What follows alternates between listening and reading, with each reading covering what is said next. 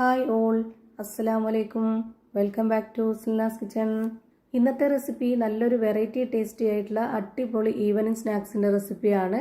നോമ്പ് സമയത്തും അല്ലാത്തപ്പോഴൊക്കെ ട്രൈ ചെയ്യാൻ പറ്റിയ ഒരു കിഡിലൻ ടേസ്റ്റി ആയിട്ടുള്ള ഒരു ഈവനിങ് സ്നാക്സിൻ്റെ റെസിപ്പിയാണ്. കുട്ടികൾക്കും വലിയവർക്കൊക്കെ ഒരുപാട് ഇഷ്ടമാവും. അതുപോലെ തന്നെ എത്ര കഴിച്ചാലും മടുപ്പ് വരില്ല. ചിക്കൻ വെച്ചിട്ടാണ് ഈ ഒരു സ്നാക്സ് തയ്യാറാക്കി എടുത്തിട്ടുള്ളത്. പുറമേ നല്ല ക്രിസ്പിയും അകം നല്ല സോഫ്റ്റ് ആയിട്ടാണ് ഇരിക്കുന്നത്.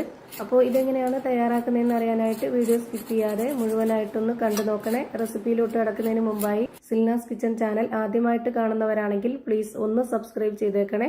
ഒപ്പം തന്നെ ഈ വീഡിയോസ് നിങ്ങൾക്ക് ഇഷ്ടപ്പെടുകയാണെങ്കിൽ ഒരു ലൈക്ക് ചെയ്ത് ഷെയർ ചെയ്ത് സപ്പോർട്ട് ചെയ്യാനും മറക്കരുത്. ഇനി നമുക്ക് ഇതെങ്ങനെയാണ് തയ്യാറാക്കുന്നതെന്ന് നോക്കാം. ഇതിനായി ആദ്യം തന്നെ സ്റ്റവിലേക്ക് ഒരു പാൻ വെച്ച് കൊടുത്തിട്ടുണ്ട്. അതിലേക്ക് കുറച്ച് ഓയിൽ ഒഴിച്ചു കൊടുത്തതിന് ശേഷം ഓയിൽ നന്നായിട്ടൊന്ന് ചൂടായിട്ട് വരുമ്പോൾ ഒരു മീഡിയം സൈസിലുള്ള 3 സവാള ചോപ്പറിലൊന്ന് ചോപ്പ് ചെയ്തെടുത്തിട്ടുണ്ട്. അതുപോലെ തന്നെയാണ് ഒരു തക്കാളിയും. ഇതുപോലെ പൊടി പൊടിയായിട്ട് കിട്ടിക്കഴിഞ്ഞാൽ നമുക്ക് പെട്ടെന്ന് വെന്ത് കിട്ടുകയും ചെയ്യും. അതുപോലെ തന്നെ നന്നായിട്ട് കുഴഞ്ഞ് കിട്ടുകയും ചെയ്യും. അതിന് വേണ്ടിയിട്ടാണ് അങ്ങനെ ചെയ്തത്. ഇനി ഇതിലേക്ക് ഇട്ട് കൊടുക്കുന്നത് 2 പച്ചമുളക്, കറിവേപ്പില, മല്ലിയില ഇത്രയും നന്നായിട്ട് ചെറുതായിട്ട് കട്ട് ചെയ്തിട്ട് ഇട്ട് കൊടുത്തിട്ടുണ്ട്. ഇനി അടുത്തതായിട്ട് ഇതിലേക്ക് പൊടികളാണ് ഇട്ട് കൊടുക്കുന്നത്. 1 സ്പൂൺ അളവിൽ മുളക് പൊടി ഇട്ട് കൊടുത്തു. ഇനി ഒരു 1/2 സ്പൂൺ അളവിൽ കുരുമുളക് പൊടി, ഒരു 1/4 സ്പൂൺ അളവിൽ പെരിഞ്ജീരകപ്പൊടി, മഞ്ഞൾപ്പൊടി, ഗരം മസാലപ്പൊടി, ആവശ്യത്തിനുള്ള ഉപ്പ്, പിന്നെ ഇതിലേക്ക് വെളുത്തുള്ളി ഇഞ്ചി പേസ്റ്റ് ഒരു 1/4 സ്പൂൺ അളവിൽ ഇട്ട് കൊടുത്തിട്ടുണ്ട്. ഇത്രയും ഇട്ട് കൊടുത്ത ശേഷം ഇനി ഇത് നല്ലപോലെ ഒന്ന് ഇളക്കി കൊടുത്തിട്ട് ഒരു 2 മിനിറ്റ് നേരം ഒന്ന് വേവിച്ചെടുക്കാം. ഇതെല്ലാം വളരെ പൊടിയായിട്ട് അരിഞ്ഞ് ഇട്ട് കൊടുത്തത് കൊണ്ട് തന്നെ പെട്ടെന്ന് വെന്ത് കിട്ടും.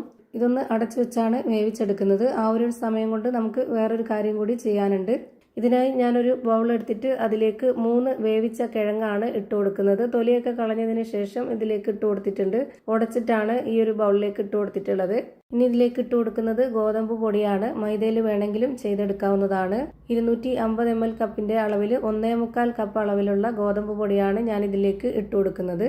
ഇനി ഇതിലേക്ക് ആവശ്യത്തിനുള്ള ഉപ്പിട്ട് കൊടുക്കാം. എന്നിട്ടിത് കൈ വെച്ചിട്ട് നന്നായിട്ടൊന്ന് മിക്സ് ചെയ്തെടുക്കാം. പിന്നെ നമുക്കപ്പോൾ അറിയാൻ പറ്റും ഏകദേശം എത്രത്തോളം വെള്ളം വേണ്ടി വരും എന്നുള്ളത്.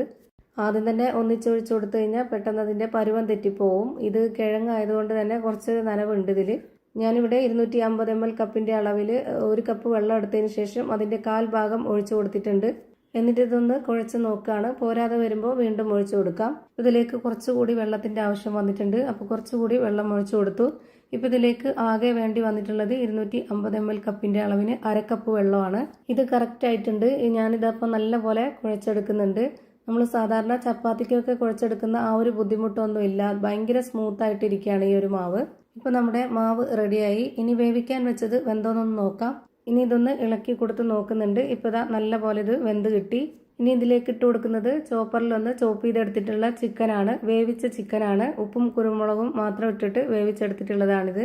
സാധാരണ പലഹാരം തയ്യാറാക്കുമ്പോൾ എല്ലില്ലാത്ത പീസ് എടുത്ത് തയ്യാറാക്കിയ പോലെ തന്നെയാണ് ഞാനിതും എല്ലില്ലാതെ തന്നെയാണ് തയ്യാറാക്കി എടുത്തിട്ടുള്ളത്. വേവിച്ച ചിക്കൻ മിക്സഡ് ജാറിലിട്ടിട്ടൊന്ന് പൊടിച്ചെടുത്തിട്ട് ഇതിലേക്ക് ഇട്ട് കൊടുത്താലും മതി. ഇനി ഈ ഒരു ചിക്കനിൽ ഈ മസാലയൊക്കെ ഒന്ന് പിടിക്കാനായിട്ട് 1 മിനിറ്റ് നേരം ഇതൊന്ന് അടച്ചു വെച്ച് വേവിച്ചെടുക്കാം.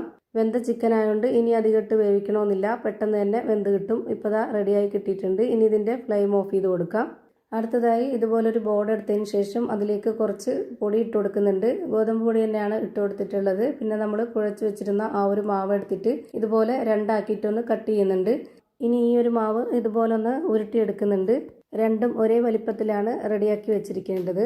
ഇനി അതിലൊരെണ്ണം എടുത്ത് ഇതിലേക്ക് തിരിച്ചും മറിച്ചൊക്കെ പൊടി ഇട്ട് കൊടുത്തതിന് ശേഷം ഇതൊന്ന് കൈ വെച്ചിട്ട് തന്നെ ഒന്ന് പരത്തണം. മാവ് അത്രയും നല്ല സോഫ്റ്റ് ആയിട്ടിരിക്കുന്നതുകൊണ്ട് പെട്ടെന്ന് തന്നെ ഇത് പരന്ന് കിട്ടും. അതുപോലെ നമ്മുടെ കയ്യിൽ ഒട്ടിപ്പിടിക്കാതിരിക്കാനാണ് തിരിച്ചും മറിച്ചൊക്കെ പൊടി ഇട്ട് കൊടുത്തിട്ടുള്ളത്. ഒരുപാടങ്ങ് നൈസ് ആക്കണ്ട. കുറച്ച് കട്ടിയിലാണ് ഈ ഒരു വലിപ്പത്തിൽ ഇതുപോലെ പരത്തിയെടുത്തിട്ടുള്ളത്. ഇതേപോലെ തന്നെ ഇനി അടുത്ത മാവും ചെയ്തെടുക്കണം. ഇനി നമ്മൾ ഇതിലേക്ക് കൂട്ട് വെച്ച് കൊടുക്കുന്നുണ്ട്. അപ്പോൾ 4 ആയിട്ടാണ് വെച്ച് കൊടുക്കുന്നത്. അതിനുവേണ്ടി ചെറുതായിട്ടൊന്ന് ഇതുപോലെ വരഞ്ഞു കൊടുക്കുന്നുണ്ട്. ഒരുപാട് അമർത്തി മുറിഞ്ഞു പോകുന്ന രീതിയിൽ ചെയ്യരുത്.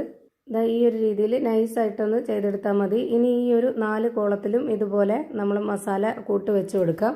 കുറച്ചധികം ഇപ്പോൾ ഇതിൽ വെച്ച് കൊടുത്തിട്ടുണ്ട്. ഇനി വേണമെന്നുള്ളവർക്ക് ചീസും കൂടെ ഇട്ട് കൊടുക്കാവുന്നതാണ്. ഞാനിപ്പോൾ ഇതിലേക്ക് കുറച്ച് മൊസറല്ല ചീസ് ഇട്ട് കൊടുക്കുന്നുണ്ട്.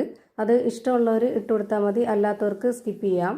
ഇനി നേരത്തെ മാറ്റി വെച്ചിരുന്നതിൽ നിന്നും ഒരു മാവും കൂടെ എടുത്ത് ഇതിന് മുകളിലേക്ക് ഇട്ട് കൊടുത്തിട്ട് കൈ വെച്ചിട്ട് ഇതുപോലെ ആദ്യം നന്നായിട്ട് കറക്റ്റ് ആകൃതിയിൽ ഒന്ന് പ്രസ് ചെയ്ത് കൊടുക്കുക. ഫില്ലിങ്സ് എല്ലാം പുറത്തു പോകാത്ത രീതിയിൽ ഒന്ന് പ്രസ് ചെയ്ത് കൊടുത്തതിന് ശേഷം പിന്നെ ഒന്ന് കട്ട് ചെയ്തെടുക്കാം. ആദ്യം നമ്മൾ വരഞ്ഞു വെച്ചിരുന്ന ആ ഒരു രീതിയിൽ ഒന്ന് കട്ട് ചെയ്തെടുക്കുന്നുണ്ട്. ഇതുപോലെ തന്നെ ഈ ഒരു രീതിയിൽ തന്നെ ചെയ്തെടുക്കണമെന്നൊരു നിർബന്ധമില്ല. നിങ്ങൾക്ക് ഇഷ്ടമുള്ള ഏത് രീതിയിൽ വേണമെങ്കിലും ചെയ്തെടുക്കാവുന്നതാണ്. ഞാനിപ്പോൾ ഈ ഒരു ഷേപ്പിലാണ് ഇത് റെഡിയാക്കി എടുക്കുന്നത്.